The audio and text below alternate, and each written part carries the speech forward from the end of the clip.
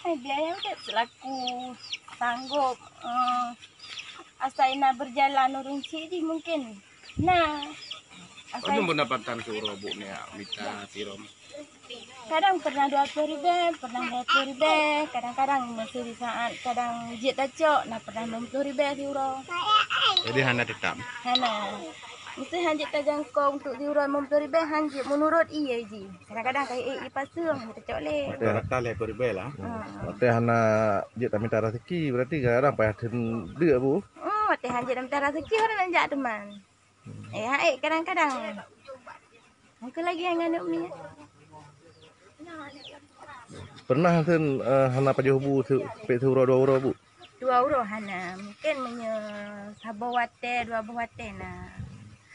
Bu, selamanya bantuan dari desa nah. Salah kedar ini. Di kampung. Itu lagi ada bentuk umum dari kampung baru. Pak. Kita pasal orang mengkat pohonnya. Orangnya Pak dong. Program ke depan Bapak PU juga kena. Kedin bes yang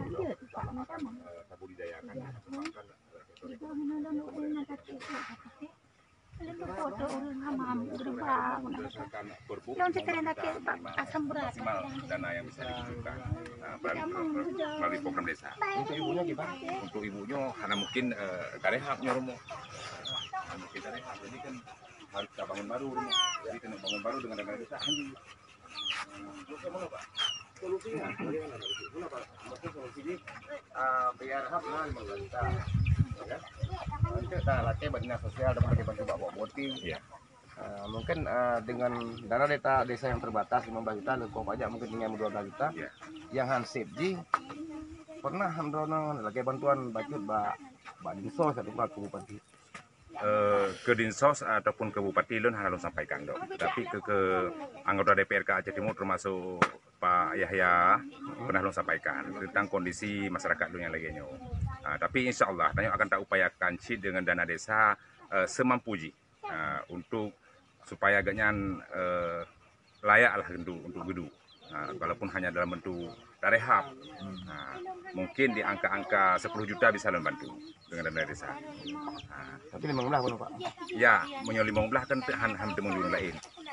Ya, angka maksimal ji. Emang ini lu warga yang lainnya kampung Pak. Jadi menyol 60 unit rumah baru yang harus dibangun.